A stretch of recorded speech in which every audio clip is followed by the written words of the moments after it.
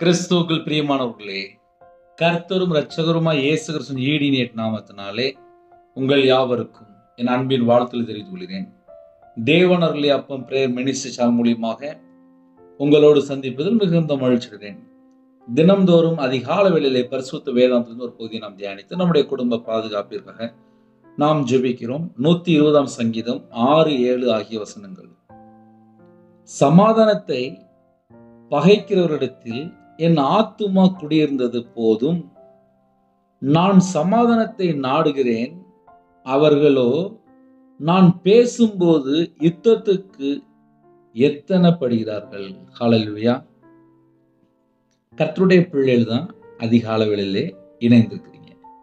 ஒரு சில குடும்பத்திலே புதுசா இணைந்திருக்கிறீங்க. இன்னைக்கு செய்தி என்ன அப்படின்னா, சமாதானத்தை பகைக்கிறவரிடத்தில் என் ஆத்துமா குடியிருந்தது போதும். குடியிருந்ததும் போதும் அப்படின்னா என்ன அர்த்தம் அப்படின்னா, நம்ம சமாதானமா இருங்க, சமாதானமா வாழுங்க, இப்படிதான் நம்ம வாழணும், இப்படிதான் நம்ம செய்யணும், இப்படிதான் நம்ம குடும்பம் இருக்கணும் அப்படின்னு சொல்லி நிறைய குடும்பத்துல வீட்டுல பேசிட்டே இருப்பாங்க. இப்போ கொஞ்சம் வருஷம் முன்பாக, இந்த கொரோனாவுக்கு முன்பாக நிறைய வயசான பாட்டி தாத்தாலாம் வீட்டில் இருப்பாங்க. பேரன் பேத்திலாம் பார்த்துருப்பாங்க. வயசு பார்த்தா 75, 80, 85 வயசுலாம் அழகா சொல்லுவாங்க. அவங்க வீட்டில் இருக்கும்போது பிள்ளைகளுடைய வாழ்க்கையில ஏதாவது சண்டை வந்துட்டா, இல்லை மகளுடைய வாழ்க்கையிலே மருமகனுடைய வாழ்க்கையிலே குடும்பத்துல ஏதாவது ஒரு சின்ன சின்ன சண்டை வந்துச்சு அப்படின்னா, உடனே மகளை கூப்பிட்டு இப்படி செய்யக்கூடாது, இதை செய்யணும், எவ்வளவு தூரம் அட்வைஸ் பண்ண முடியுமோ அட்வைஸ் பண்ணிடுவாங்க.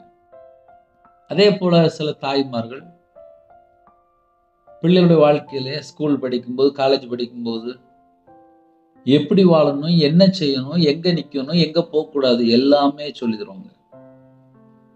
சில குடும்பத்துல மட்டும்தான் கீழ்ப்படுகிற ஒரு சுபாவம் இருக்கும். சில குடும்பத்திலே வணங்கா கழுத்துள்ள ஜாதி என்று எழுதப்பட்டிருக்கு, மாறுபாடான சந்ததி என்று எழுதப்பட்டிருக்கு, விபச்சார சந்ததி என்று எழுதப்பட்டிருக்கு, பொய்யின் பிள்ளைகள் என்று எழுதப்பட்டிருக்கு. தந்திரமா வாழக்கூடிய சில குடும்பங்கள் உண்டு. அவங்களுடைய கேரக்டர், அவங்களுடைய சுபாவம் எப்படி இருக்கும் அப்படின்னா, இப்படி செய்யக்கூடாது, இப்படிதான் வாழணும் அப்படின்னா அதுக்கு எல்லாமே ஆப்போசிட்டா பேசிட்டு இருப்பாங்க. சமாதானத்தை பகைக்கிறவரிடத்தில் என் ஆத்துமா குடியிருந்ததும் போதும். ஒரு தீர்மானம். என்ன பிரதர் இப்படி சொல்லிட்டீங்க, எங்களுக்கு அவங்கள விட்டா வேற யார் இருக்கா அப்படிம்பாங்க. இப்போ கர்த்தருடைய பிள்ளைகள் சமாதானத்தை கூறணும். அது நம்ம எல்லாருமே விழுந்த கடமை. புதிய ஏற்பாட்டிலே சமாதானத்தை நம்ம சுவிசேஷமா அறிவிக்கணும். மத்தேயு 5ஆம் அதிகாரம் 9ஆம் வசனத்துல அழகா எழுதப்பட்டிருக்கு, சமாதானம் பண்ணுகிறவர்கள் பாக்கியவான்கள், அவர்கள் தேவனுடைய புத்திரர் என்னப்படுவார்கள். இப்போ கர்த்தருடைய பிள்ளைகள் யாரு அப்படின்னா, சமாதானம் பண்ணணும். இன்னைக்கு சமாதானம் பண்ண சண்டை போட ரெடியா இருக்கு. பக்கத்து வீட்டுல சண்டை போட்டுட்டு இருக்காங்க, நம்ம போய் என்ன சொல்லுவோம், சண்டை போடாதீங்கப்பா, இப்படிலாம் இருக்கக்கூடாது, நம்ம கர்த்தருடைய பிள்ளைகள், நம்ம சமாதானம் தான் பண்ணணும் அப்படின்னு சொல்லி நம்ம சொல்லுவோம். ஆனா யாரா கேட்பாங்களா? சில வீட்டுல கேட்பாங்க, சில வீட்டுல கேட்க மாட்டாங்க. மத்தேயு சுவிசேஷம் 10ஆம் அதிகாரம் 12, 13 ஆகிய வசனங்கள், ஒரு வீட்டுக்குள் பிரவேசிக்கும் போது அதை வாழ்த்துங்கள், அந்த வீடு பாத்திரமா இருந்தால் நீங்கள் கூறின சமாதானம் அவர்கள் மேல் வரக்கடவது, அபாத்திரமா இருந்தால் நீங்கள் கூறின சமாதானம் உங்களிடத்திற்கு திரும்பி வரக்கடவது. ஒரு வீட்டுக்குள்ள போய் சமாதானமா இருங்க, இயேசு கிறிஸ்து உங்களை நேசிக்கிறார், நம்முடைய பாவம், நம்முடைய அக்கிரமம், நம்முடைய மீறுதல், நம்முடைய துக்கம், தலைமுறை சாபம் எல்லாம் சிலுவையில சுமந்து விட்டார். இயேசு கிறிஸ்துவை நாம் ஏற்றுக்கொள்ளும் போது நம்ம வாழ்க்கையில நமக்கு சமாதானம். நம்முடைய பாவங்களுக்காக மரித்து வேத வாக்கின்படி 3ஆம் நாள் உயிரோடு இருந்த இயேசு கிறிஸ்துவை நாம் ஆராதிக்கிறோம். சிலுவையில சிந்தின ரத்தத்தினால சமாதானத்தை உண்டாக்கி என்று வேதம் சொல்லுது. நம்ம வாழ்க்கையில நமக்கு சமாதானம் எப்படி வருது அப்படின்னா, இயேசு கிறிஸ்து நம்ம இதயத்துக்குள்ள வரும்போது சமாதானம், தேவ சமாதானம். சமாதானத்தின் தேவன் நம்ம இதயத்துக்குள்ள வரும்போதுதான் சமாதானம்.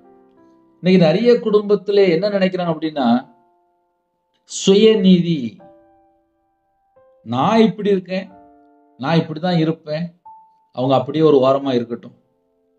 ஆமா, ஏன்னா சில குடும்பத்திலே அவங்க என்ன நினைக்கிறாங்களோ அதுதான் கரெக்ட் அப்படின்னு நினைப்பாங்க. அவங்க ஒரு வாரமா இருக்கட்டும். வசனம் என்ன எழுதப்பட்டிருக்கு? சமாதானம் பண்ணுகிறவர்கள் தான் பாக்கியவான்கள். ஐயா, நான் டெய்லி சமாதானம் பண்றது தான் நான் ட்ரை பண்றேன், ஆனால் அவங்க என்னைய பகைக்கிறாங்களே அப்படின்னு சொல்லி சில குடும்பம் இருக்குல்ல. நமக்கு தான் இன்னைக்கு செய்தி, சமாதானத்தை பகைக்கிறவரிடத்தில் என் ஆத்துமா குடியிருந்ததும் போதும் என்கிறார். இப்ப நிறைய குடும்பத்திலே சில வீட்டுல சண்டை போட்டுட்டே இருப்பாங்க. இவங்க போய் இப்படி இருக்காதீங்க, அப்படி இருக்காதீங்க, அப்படி இருக்காதுன்னு சொல்லி இவங்க போய் நிறைய அட்வைஸ் பண்ணிருப்பாங்க. லாஸ்ட் பார்த்தா அந்த குடும்பம் சேர்ந்து வாழ்ந்துட்டு இருக்கும்.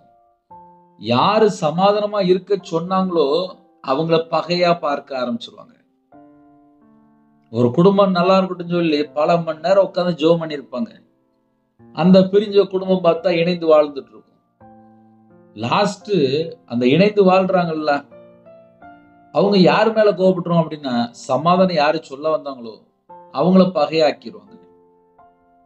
சமாதானத்தை பகைக்கிறவரிடத்தில் என் ஆத்துமா குடியிருந்ததும் போதும் என்கிறார். நான் சமாதானத்தை நாடுகிறேன், அவர்களோ நான் பேசும்போது யுத்தத்துக்கு எத்தனை படுகிறார்கள் என்று எழுதப்பட்டிருக்கு. அவங்க சண்டை போட ரெடியா இருக்காங்கப்பா. அவங்க யுத்தத்துக்கு எப்படி சண்டை போடுவாங்களோ அதே போல நான் போய் சமாதானமா இருங்க, சமாதானத்தை உங்க குடும்பம் சமாதானமா இருக்கணும் அப்படின்னு சொல்லி ஒரு குடும்பத்துல பேசிட்டு இருப்பாங்க. ஆனா அவங்க என்ன முடிவு எடுக்கிறாங்க அப்படின்னா, சமாதானத்தை பகைக்கிறவர்கள் என் ஆத்துமா குடியிருந்ததும் போதும், நான் சமாதானத்தை நாடுகிறேன், அவர்களோ நான் பேசும்போது யுத்தத்துக்கு எத்தனை படுகிறார்கள். இன்னைக்கு நிறைய குடும்பத்திலே என்ன கவலை, என்ன வேதனை அப்படின்னு சொல்லி கொஞ்சம் ஆழமா போய் பார்த்தா, கஷ்டப்பட்டு ஊழியம் பண்ணியிருப்பாங்க, கஷ்டப்பட்டு உதவி பண்ணியிருப்பாங்க, கஷ்டப்பட்டு சில பிள்ளைகளை படிக்க வச்சிருப்பாங்க, கஷ்டப்பட்டு சில பிரிந்த குடும்பத்தை இணைத்து வைத்திருப்பாங்க. சில குடும்பத்திலே வேலை செய்யற இடத்துல நிறைய பிரச்சனை இருக்கும். இல்லை, இப்படி இருக்கக்கூடாதுமா, இப்படிதான் வாழணும், இப்படிதான் வேலை செய்யணும், அவங்க மேல் அதிகாரி, நம்ம இப்படிதான் இருக்கணும், நம்ம இந்த வேலை தான் பார்க்கணும் அப்படின்னு சொல்லி பல காரியங்களை கர்த்தருடைய பிள்ளைகள் கூட இருக்கிறவங்கள்ட்ட ஷேர் பண்ணி அவங்கள நல் வழியில நடத்திட்டு இருப்பாங்க. அவங்களுக்கு 4 நல்ல காரியம் சொல்லி கொடுத்துருப்பாங்க. இன்னைக்குள்ள செய்தி நிறைய குடும்பத்திலே பிரயோஜனமா இருக்கும்.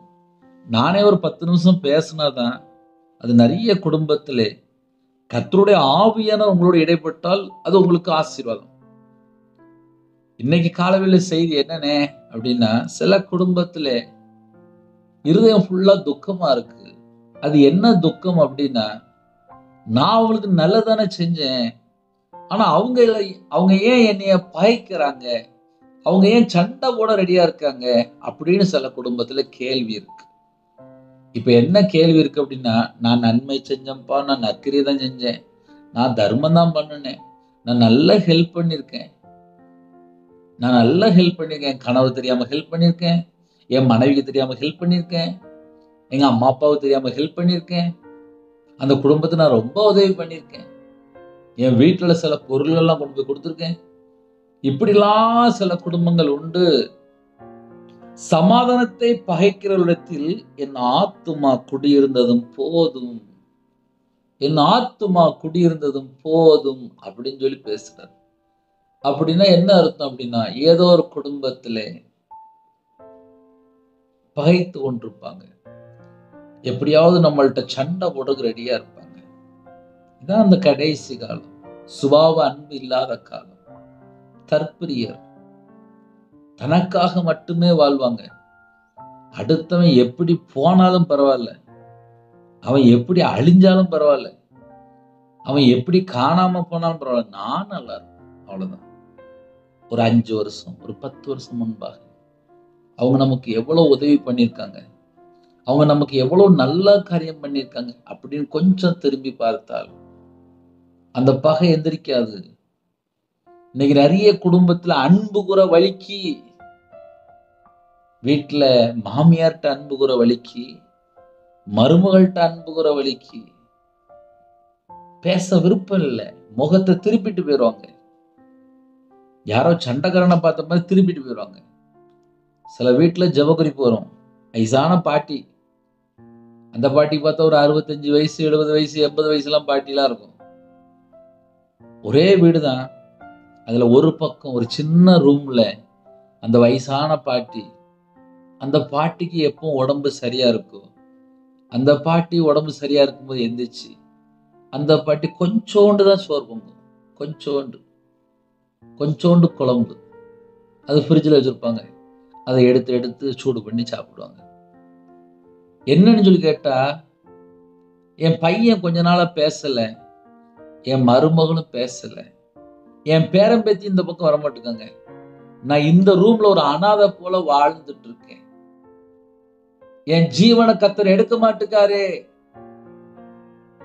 நான் எவ்வளவோ நன்மை செஞ்சேன், என் சொத்து ஃபுல்லா என் பிள்ளைகளுக்கு தான், என் பையனுக்கு தான், ஆனா என் மருமக என்கிட்ட அன்பு கூற மாட்டுக்கா, என் பேரம்பேத்திய பார்க்க முடியல, நான் அப்படி என்ன கொடூரமான காரியம் பண்ணிட்டேன், இப்படி இருங்க இப்படி வாழ்ந்தவங்க குடும்பம் நல்லா இருக்கும், அடுத்த சந்ததி நல்லா இருக்கும். எப்ப பார்த்தாலும் என் பேரம்பேத்தி, என் பிள்ளைகள், என் மருமக, என் பையன் சொல்லி ஆலோசனை கொடுத்து கொண்டு இருந்தேன்.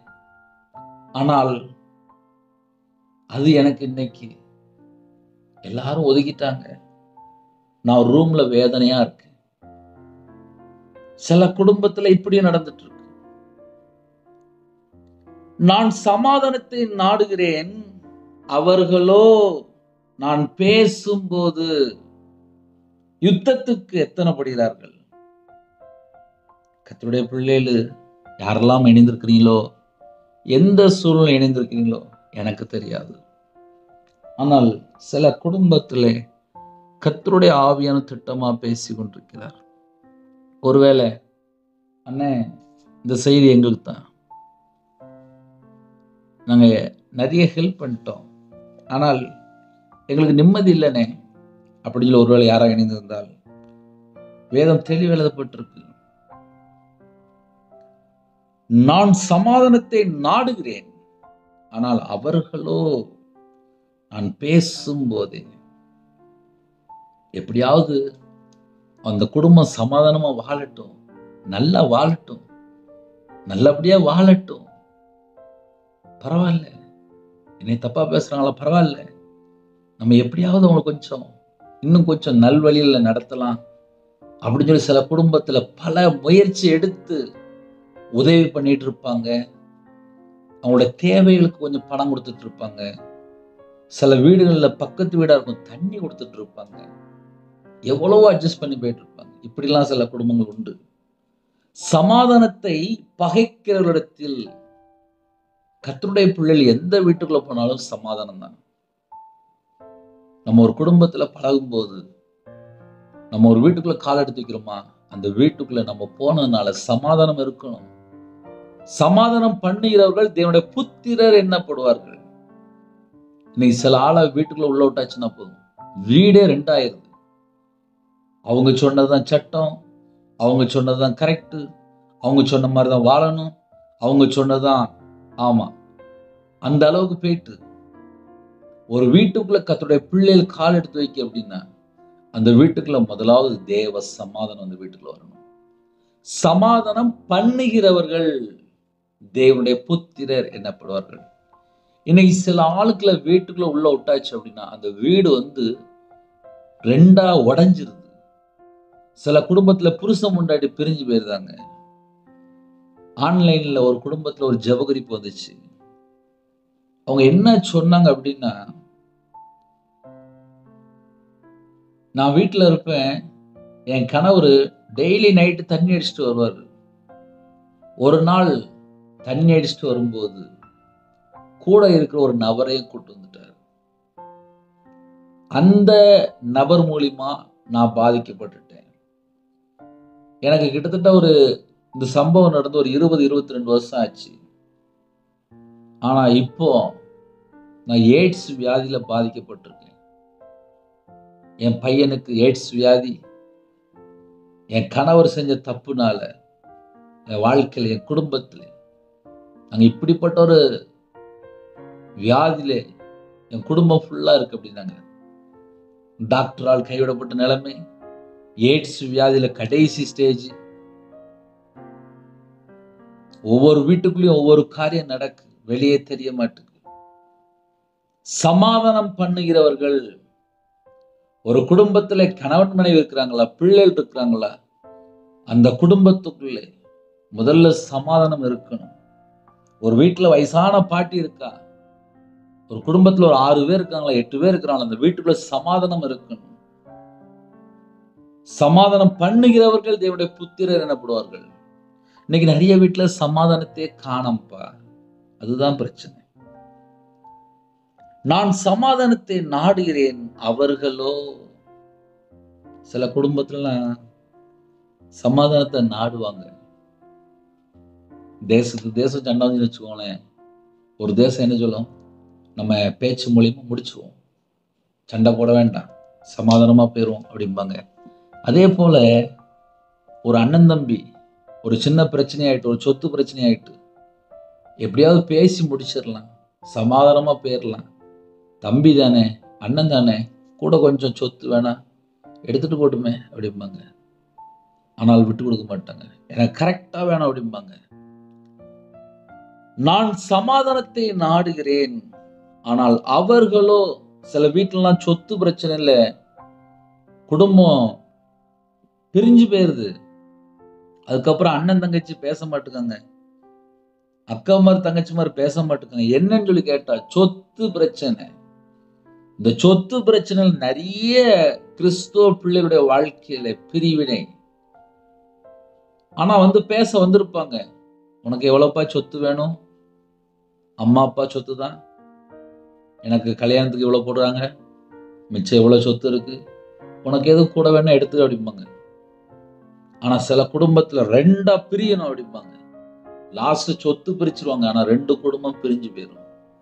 இதெல்லாம் நிறைய வீட்டுல நடந்திருக்கு. நான் சொல்ற காரியமே நிறைய வீட்டுல நடந்திருக்கு. இப்பதான் யோசித்து பாத்தீங்க.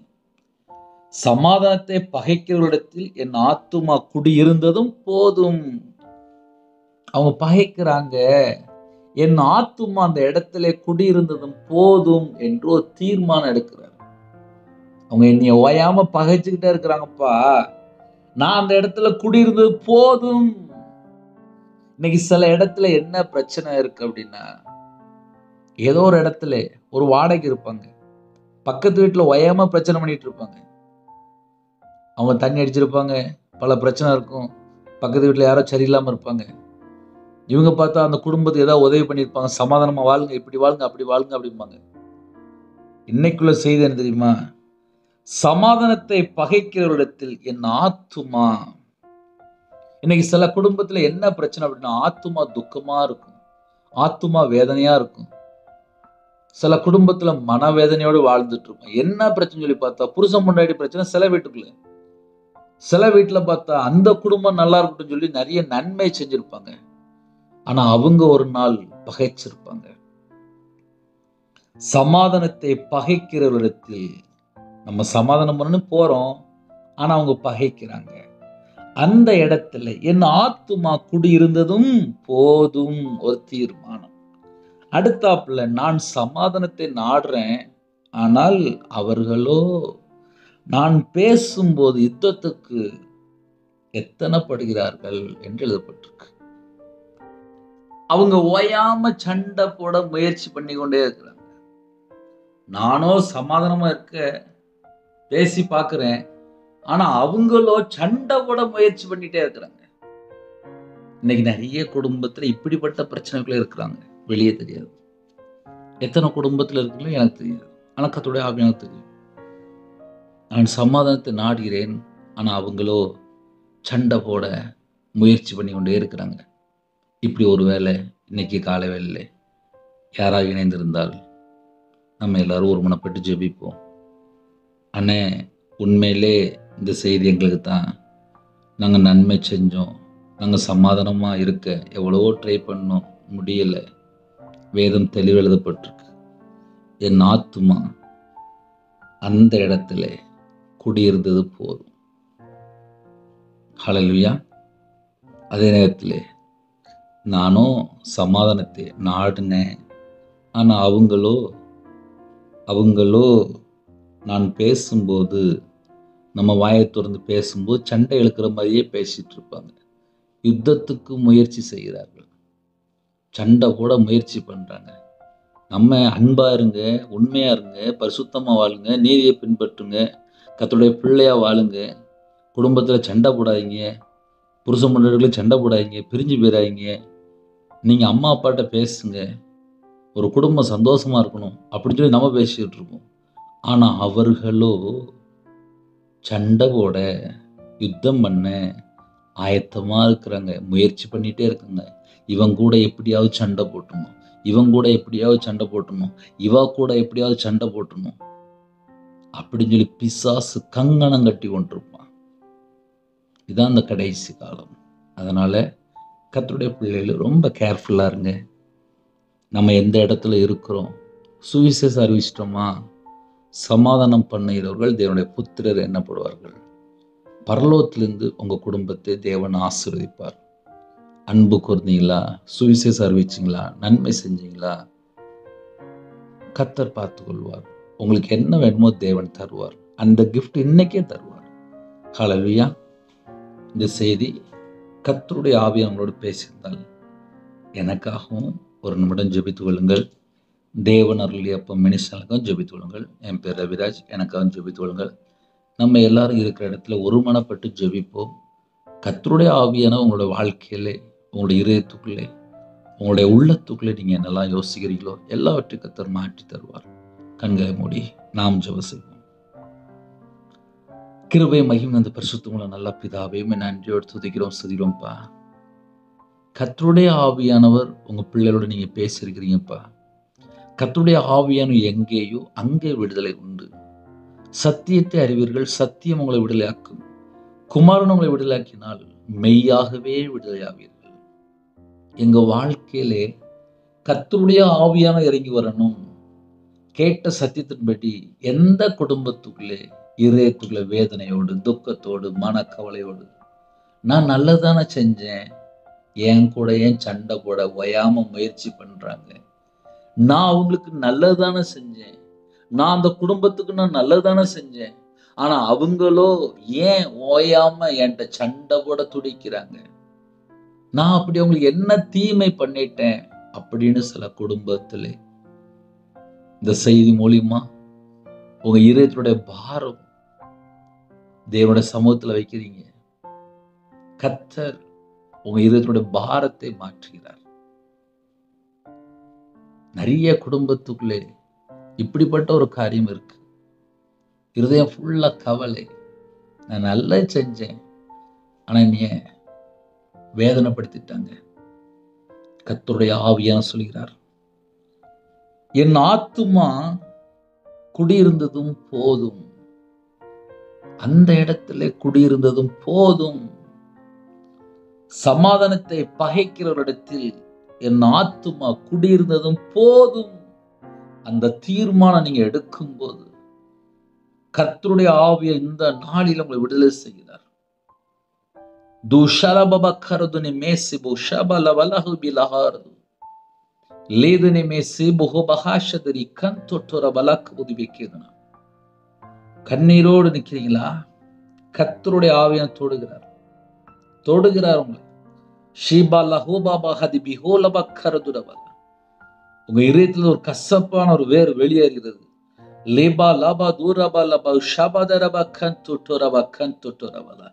நான் ஏன் மன்னிக்கிறோம், நான் என்ன பண்ணேன்னு சொல்லி யோசிக்கிறீங்க.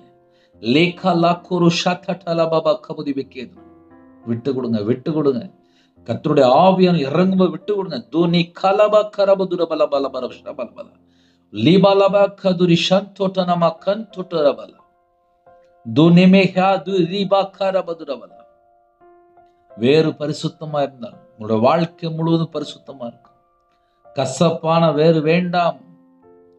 துஷலா துரா பாபா கபுது நிமர கந்தோட்டரபல லேமாலஹதனமர ஷபலபலஹுரப கபுது வெக்கேதன. எத்தனையோ முறை கர்த்தர் எச்சரிப்பு கொடுத்து விட்டார். இதோ இந்த நாள் திட்டமா பேசியிருக்கிறார்.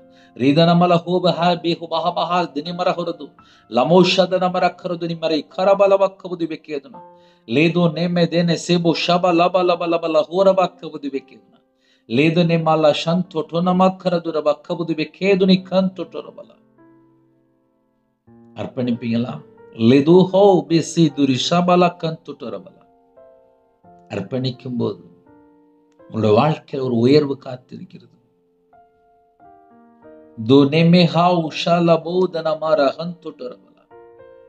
சில குடும்பத்திலே மன்னிக்க முடியாத ஒரு சுபாவம் இருக்கு.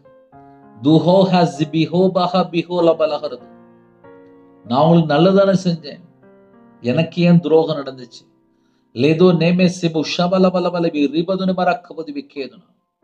கர்த்தருடைய கரத்தில் அர்ப்பணிக்க சொல்கிறார். லேபா லாபாது மலர சந்தோ டோலபா கந்தோ டொரவல லேதோ லேபே லேபி ஷபலபலபல ஹோரபா கபுது வெக்கேது கந்தோ டொரவல துனே மா சேபா ஷபலபல ஹெபி லஹோரபல கந்தோ டொரவல லேகா லாபா கரதுனி மரக்கரபது நமல கந்தோ டொரவல. நன்றிப்பா. சில குடும்பத்தில் அர்ப்பணித்தாங்கப்பா. அவங்களுடைய கண்ணீரை துடைத்த கிருபைக்கா நன்றி. என் ஆத்துமா அவர்கள் நடுவில் குடியிருந்தது போதும் என்று சொன்னீங்க. எந்தெந்த குடும்பத்திலே சமாதானத்தை பகைக்கிறவரிடத்தில் அந்த ஆத்துமா குடியிருந்ததோ இந்த நாளில் உங்க பிள்ளைகளுடைய வாழ்க்கையில் ஒரு சிறையிருப்பிலிருந்து ஒரு விடுதலை. உள்ளத்துல நிறைய கேள்விகள். நான் சமாதானத்தை நாடுகிறேன், அவர்களோ நான் பேசும்போது யுத்தத்துக்கு ஆயத்தமாகிறார்கள், சண்டையோட ரெடியா இருக்காங்க சொல்லி அப்பா நிறைய நாள் இதயத்துக்குள்ள யோசிச்சுட்டு இருந்தாங்கப்பா. இந்த நாளில் உங்க பிள்ளைகளோட நீங்க பேசுறீங்க.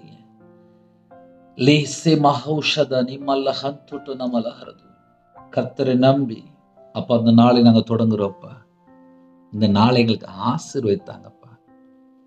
நிறைய பிள்ளைகளோட வாழ்க்கையில கடன் நம்பா இருக்கு, வீட்டுல தேவைகள் இருக்கு, குழுக்குள்ள பணம், பேங்க்ல ஜுவல் இருக்கு, ஹவுசிங் லோன் இருக்கு, பிசினஸ் லோன் இருக்கு, விவசாய லோன் இருக்கு. சில குடும்பத்துல ஸ்கூல் ஃபீஸ் கட்டணும், காலேஜ் ஃபீஸ் கட்டணும், வீட்டு வாடகை கொடுக்கணும், கடை வாடகை கொடுக்கணும், பர்சனல் லோன் இருக்கு, கார் லோன் இருக்கு, ஃபைனான்ஸ்ல வாங்கியிருக்காங்க, பிரைவேட்ல வாங்கியிருக்காங்க, சொந்தக்காரன் வாங்கியிருக்காங்க, ஹாஸ்பிட்டல் செலவுக்கு வாங்கியிருக்காங்க, எத்தனையோ கடன். இப்படிப்பட்ட ஜனங்கள்லாம் இணைந்திருக்காங்க. உங்க பிள்ளைகளோட பேசுங்கப்பா. உங்க பிள்ளைகளோட நீங்க பேசுங்கப்பா. லேது ஷபா து ஹபலா தினி மேஹ பிலஹார் பிலஹரது ரிது ஷலஹந்து டு நமரது சேபா பபலஹி பிலாஸிபி ஹோ பஹாபிஹி பிலஹாரது ரிமால பலஹோ பிஹாஸிபிஹி பிலஹார் பிலஹரது துனாஷதர பலஹோ பிஹா பிஹல பிலஹாரது லிது லபலஹஸ் தினி மாகுரு ஷந்து டு ரபலரது ஷிபா பபஹோ பிஹாஸிபி லஹா பிலஹார் பிலஹரது सेहो लहै बिज़दिहि बिलारदु शबदु हबहबिहि बिलाज़ बिलादु नामरदु शबदु रबलहरदु लेदोने में दिने में बिलाहज़ बिखरदुनि शंतो टोलबा खरदु रबला लेबाव हज़ बिलाउद नामरदु नमलरदु नमलहौशद नमलरदु रगदु लबिलाहज़ दिने में बिलाहज़ दिने में बिलाहरदु. சில குடும்பத்துக்குள்ளே கர்த்தர் விடுதலை கொடுத்து விட்டார். இந்த மாசத்தோட தேவைகள் இன்னுமா சில குடும்பத்திலே சந்திக்கப்படாமல் இருக்கு. அந்த தேவைகளையும் கர்த்தர் சந்திப்பார். குடும்பத்துல உபத்திரங்கள் மாறுகிறது, தரித்திரம் மாறுகிறது, கஷ்டங்கள் மாறுகிறது, போராட்டங்கள் மாறுகிறது. கர்த்தருடைய ஆவி அந்த நாளில் திட்டமா பேசி கொண்டிருக்கிறார். ரிமஹௌஷா துஹால பிலஹோர் பிலஹாரது ரமஹாதினே மிஹி பிலஹாஸ் பிலஹு பிலஹார் பிலஹரது ரிதுனா ஹதனே மே சிபோஷபல்லஹு பிலஹௌரது லபலஹதே பிஹு பஹாஸ் பிஹு பிலார் பிலஹோர் பிலஹரது லிதோ நமல ஹதுனஹோ மா ஸேஹோ ஹபி ஹோ ரது ரபலஹது. அப்பா, எங்களை அர்ப்பணிக்கிறோம்ப்பா. எல்லா குடும்பமும் ஆசீர்வதிங்கப்பா. கையின் கிரியில் ஆசீர்வதிங்கப்பா. உங்க கிருபினால் நிரப்புங்கப்பா. புதிய நாள் அபிஷேகம் பண்ணப்படட்டும்ப்பா. சத்துருக்களை மேற்கொள்ள அபிஷேகங்களுக்கு வேணும்ப்பா. நிறைய குடும்பத்துல சத்துரு போராட்டம்ப்பா. சத்துருக்களை மேற்கொள்ள எதிர்த்து நிற்க ஒரு கிருபை தாங்க. ஜெப அபிஷேகம் ஊற்றுங்கப்பா.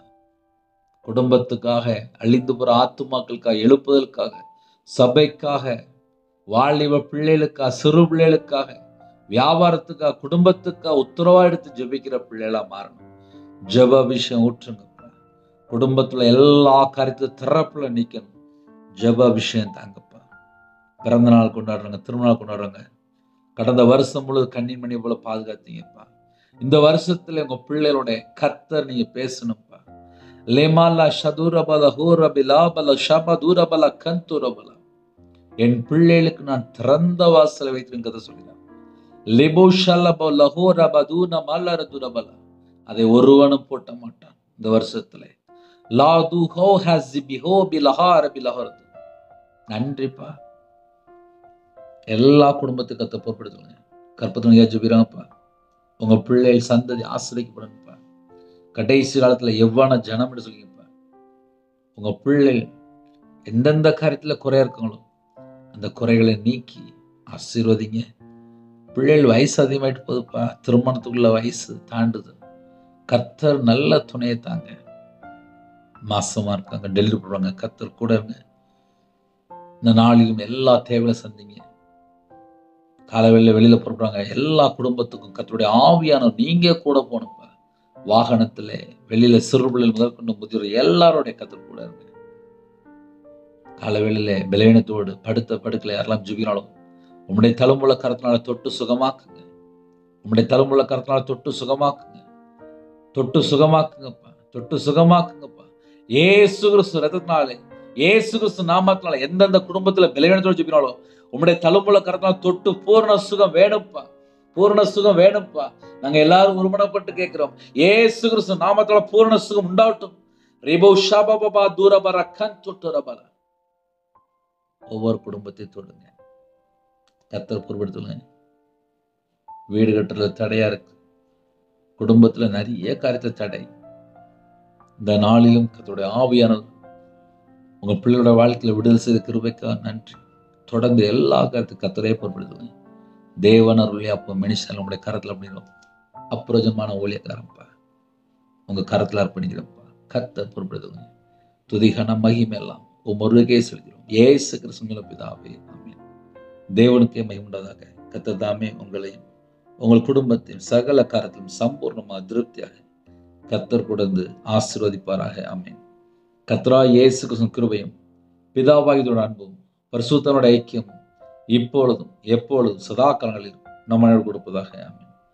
கிறிஸ்துவுக்குள் பிரியமானவர்களே, ஜெபிக்க வேண்டிய விரும்பினால் 9363064181 நம்பர் கொண்டால் நாங்கள் உங்களுக்காக குடும்பத்துக்காக ஜெபிப்போம். நீங்களும் என்னுடைய ஊழியக்காரத்துடன் ஜெபித்து கொள்ளுங்கள்.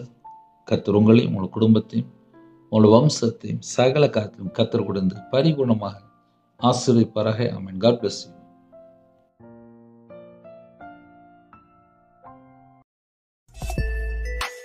Thanks for watching. Please subscribe our channel. Click the like and share. Click the bell. God bless you.